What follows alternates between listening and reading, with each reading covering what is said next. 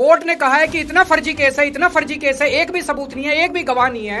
ये पूरा षड्यंत्र दो लोगों ने मिलकर रचा, नरेंद्र मोदी जी और अमित शाह जी। अब तो एक ही तरीका बचा है मोदी जी केजरीवाल से निपटने का, केजरीवाल का कत्ल करवाना पड़ेगा, केजरीवाल की हत्या करवानी पड़ेगी। आज दिल्ली में कहीं चले जाओ, सारी सड़कें टूटी पड़ी हैं, अस्पतालों में दवाइयां मिलनी बंद हो गई हैं, मोहल्ला क्लिनिक बंद किए जा रहे हैं, स्कूलों का बुरा हाल हो रहा है। पूरे दिल्ली में पोल्यूशन इतना ज्यादा कभी दिल्ली की जनता ने नहीं देखा था। दिल्ली के लोगों से जाके पूछो।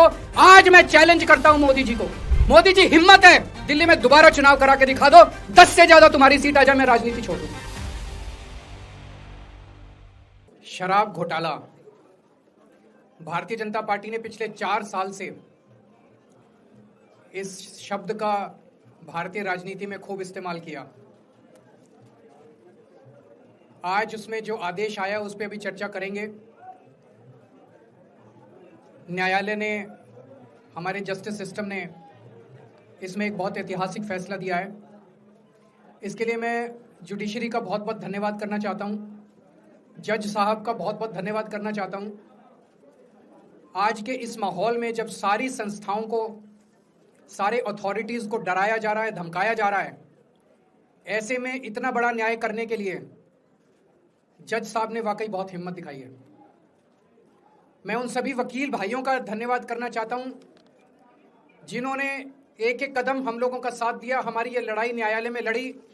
मैं खासकर नाम लेना चाहता हूं, अभिषेक मनु सिंघवी साहब का धन्यवाद करता हूं, हरिहरन साहब का धन्यवाद करता हूं, रिबेका मैडम का धन्यवाद करता हूं, विक्रम चौधरी जी का, दयान कृष्णन जी का, रमेश गुप्ता जी का, शादान का, मोहित माथुर जी का, विवेक जैन, रजत, मोहम्मद इरशाद, करण, मुदित जैन, और भी कई नाम है, अगर मेरे से कुछ रह गए हो। बहुत सारे वकीलों ने हमारा साथ दिया, और उन सारे देश भर के लोगों का जिन्होंने पिछले 4 साल से जिस तरह से हमारे ऊपर अत्याचार किया जा रहा था, इतने कठिन समय में हम लोगों का साथ दिया, उनका धन्यवाद करना चाहता हूं। आप जान रहे हैं कि किस तरह से पिछले 4 साल से ईडी को, सीबीआई को, सारी संस्थाओं को इस्तेमाल करके हमारे ऊपर एक शराब घोटाला नाम का एक आरोप लगाया गया। सीबीआई ने, ईडी ने उसमें चार्जशीट फाइल की। आज कोर्ट को प्राइमा फेसी ये निर्णय लेना था कि क्या सबूत और गवाहों के बयानों के आधार पे सफिशिएंट मटेरियल है कि इसमें मुकदमा चलाया जाए। अभी मुकदमा चला नहीं था। कोर्ट को यह निर्णय लेना था कि क्या मुकदमा चलाने लायक सफिशिएंट मटेरियल है, और कोर्ट ने लगभग 600 पेज के आदेश में सारे सबूतों और सारे गवाहों को मद्देनजर रखते हुए यह कहा है कि इतना भी सबूत नहीं है, इतने भी गवाहों के बयान नहीं है, एक निक्का सा भी सबूत नहीं है कि इसमें मुकदमा तक चलाया जा सके। अगर मुकदमा चलाया जाता, 15-20 साल मुकदमा चलता, उसमें बहुत सारे गवाह बुलाए जाते, सबूत रखे जाते, उसके बाद होता, वो तो अलग बात है। कोर्ट का यह कहना है कि इतना टुच्चा केस है, इतना फर्जी केस है, इतना बेकार केस है, इतना गलत केस है। ये मैं नहीं कह रहा, ये भाषा है। आप कोर्ट का ऑर्डर पढ़िए, ये ऑर्डर जो है ये ऐतिहासिक ऑर्डर है। कोर्ट ने कहा है कि इतना फर्जी केस है, इतना फर्जी केस है, एक भी सबूत नहीं है, एक भी गवाह नहीं है कि इसमें मुकदमा भी नहीं चलाया जा सकता। ये पूरा षड्यंत्र किसने रचा, क्यों रचा? ये पूरा षड्यंत्र 2 लोगों ने मिलकर रचा, नरेंद्र मोदी जी और अमित शाह जी। और आज उन दोनों को पूरे देश से माफी मांगनी चाहिए। उन दोनों ने मिलकर षड्यंत्र रचा कि आम आदमी पार्टी को खत्म किया जाए, आम आदमी पार्टी को बर्बाद किया जाए, और उस षड्यंत्र के तहत आजाद भारत का सबसे बड़ा और सबसे घिनौना षड्यंत्र रचा उन लोगों ने। वो देख रहे थे कि दिल्ली में वो हमें नहीं हरा सकते, वो देख रहे थे कि दिल्ली की जनता हमारे कामों से बहुत खुश है, वो देख रहे थे दिल्ली में कामों की राजनीति के आधार पर वो कहीं खड़े नहीं होते, तो उन्होंने एक षड्यंत्र रचा। जनता जानती है कि केजरीवाल ईमानदार, उन्होंने कहा केजरीवाल की ईमानदारी पे चोट करो। जनता जानती है कि आम आदमी पार्टी ईमानदारी, उन्होंने कहा आम आदमी पार्टी की ईमानदारी पे चोट करो।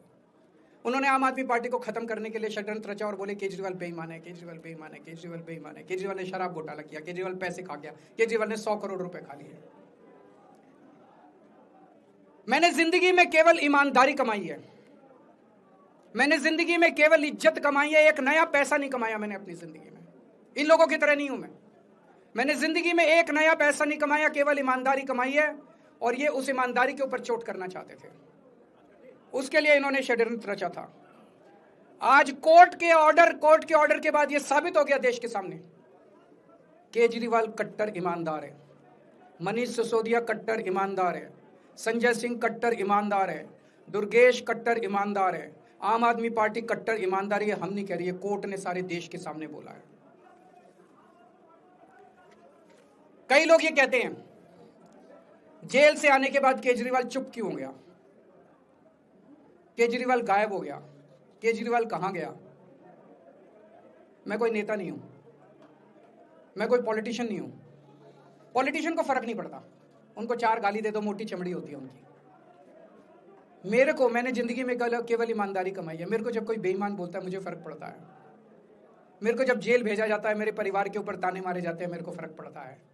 केजरीवाल को फर्क पड़ता है। इसलिए मैंने तय किया था कि जब सारे देश के सामने मैं निर्दोष साबित हो जाऊंगा तब तक मैं चुप रहूंगा। आज मेरे दिल से बहुत बड़ा बोझ उतर गया। मैं मोदी जी को कहना चाहता हूं, मोदी जी आपने हमारे ऊपर इतने केस कर लिए, आपने ईडी छोड़ दी, आपने सीबीआई छोड़ दी, आपने पुलिस छोड़ दी, आपने इनकम टैक्स छोड़ दिया हमारे पीछे, आपने जेल भेज दिया हमारे 5 सबसे बड़े नेताओं को। आम आदमी पार्टी, एक समय ऐसा था जब आम आदमी पार्टी के सबसे टॉप के 5 नेता जेल में थे एक साथ। उसके बाद भी केजरीवाल का कुछ नहीं बिगाड़ सके। अब तो एक ही तरीका बचा है मोदी जी केजरीवाल से निपटने का, केजरीवाल का कत्ल करवाना पड़ेगा, केजरीवाल की हत्या करवानी पड़ेगी। उसके अलावा अब केजरीवाल आपसे संभलने वाला नहीं है। अब आपके बस का नहीं है केजरीवाल, आपने सब कुछ करके देख लिया, अब केजरीवाल का कत्ल ही करवाना पड़ेगा। और एक तरीका है, मैं पहले भी बोल चुका, लेकिन वो मोदी जी के बस का नहीं है। मैंने 500 स्कूल बनवाए दिल्ली में, आप 5000 स्कूल बनाओ। मैंने दिल्ली की सड़कें अच्छी करी, आप पूरे देश की सड़कें ठीक कर दो, देखो केजरीवाल को कोई पूछेगा ही नहीं। केजरीवाल ने 200 मोहल्ला क्लिनिक बनाया, 20,000 मोहल्ला क्लिनिक बनाओ, आप तो देश के प्रधानमंत्री हो, अरे अच्छे काम करो ना। वो नहीं होता मोदी जी से, वो मोदी जी से नहीं होता। मैं उनको कहना चाहता हूं, प्रधानमंत्री जी, केवल सत्ता की जो प्रधानमंत्री मोदी जी की और अमित शाह जी की सत्ता की हवस है, ये उसका नतीजा है जो ये षड्यंत्र रचा गया। और इस षड्यंत्र का मैं बहुत छोटा हूं, हमारे परिवार ने बहुत भुगत भोगी है। मैं जेल गया, मेरी मां बीमार रहती है बहुत ज्यादा, उसको अस्पताल में एडमिट कराना पड़ा, बहुत रोई मेरी मां, बहुत रोई। इनकी पत्नी मनीष सिसोदिया जी की पत्नी, उनको मल्टीपल स्क्लेरोसिस डिजीज है, सब लोग जानते हैं। जब सुप्रीम कोर्ट में केस चल रहा था, संजीव खन्ना जी ने कहा कि बहुत गंदी बीमारी है, उनके नीचे का पूरा पोर्शन काम नहीं करता और धीरे धीरे बीमारी बढ़ती जा रही है। हमारे परिवार ने बहुत भुगता है, लेकिन वो इंपॉर्टेंट नहीं है, हम इंपॉर्टेंट नहीं है, हमारा परिवार भी इंपॉर्टेंट नहीं है। लेकिन मोदी जी और अमित शाह जी के षड्यंत्र का खामियाजा जो दिल्ली भुगत रही है, दिल्ली के 3 करोड़ लोग भुगत रहे हैं, उसकी भरपाई कौन करेगा। आज दिल्ली में कहीं चले जाओ, सारी सड़कें टूटी पड़ी हैं, अस्पतालों में दवाइयां मिलनी बंद हो गई हैं, मोहल्ला क्लिनिक बंद किए जा रहे हैं, स्कूलों का बुरा हाल हो रहा है। पूरे दिल्ली में पोल्यूशन इतना ज्यादा कभी दिल्ली की जनता ने नहीं देखा था। यमुना का बहुत बुरा हाल हो गया है। एक चीज बता जो तो दिल्ली में इन्होंने ठीक करी हो, पूरी दिल्ली का बेड़ा गर्क कर दिया। सबसे बड़ा खामियाजा मोदी जी और अमित शाह जी की सत्ता की हवस, उसका सबसे बड़ा खामियाजा दिल्ली के 3 करोड़ लोगों ने भुगता है। दिल्ली के लोगों से जाके पूछो।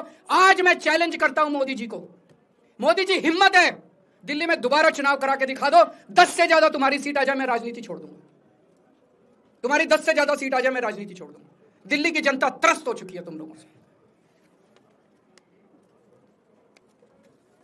मैं मोदी जी को कहना चाहता हूं, अगर आपने सत्ता हासिल करनी है, कुछ पॉजिटिव काम करके सत्ता हासिल करो। आज देश के सामने इतनी बड़ी बड़ी समस्याएं हैं। आज देश का युवा दुखी है, देश का व्यापारी दुखी है, देश का उद्योगपति दुखी है। आज अमेरिका हमें आंखें दिखा रहा है। मोदी जी की हिम्मत नहीं है जो ट्रंप के खिलाफ एक शब्द बोल दें। ट्रंप के खिलाफ रोज ट्रंप गालियां देता है मोदी जी को, रोज ट्रंप गालियां देता है भारत को, रोज ट्रंप गालियां देता है हमारे देश को। मोदी जी के हमारा प्रधानमंत्री भीगी बिल्ली बना हुआ है। अरे देश संभालिए ना, आपको हमने देश चलाने को दिया था और आप केजरीवाल में उलझ गए, आप आम आदमी पार्टी में उलझ गए। पॉजिटिव काम करके सत्ता हासिल कीजिए, ये नेगेटिव काम करना बंद कीजिए। अगर आपके कोई 1-2 प्रश्न है तो।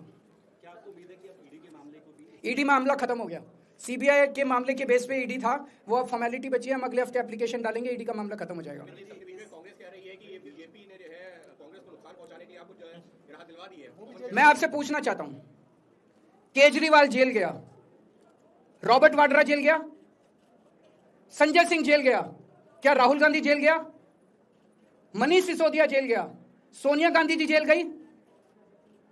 किस मुंह से बात करते हैं? शर्म नहीं आती कांग्रेसियों को?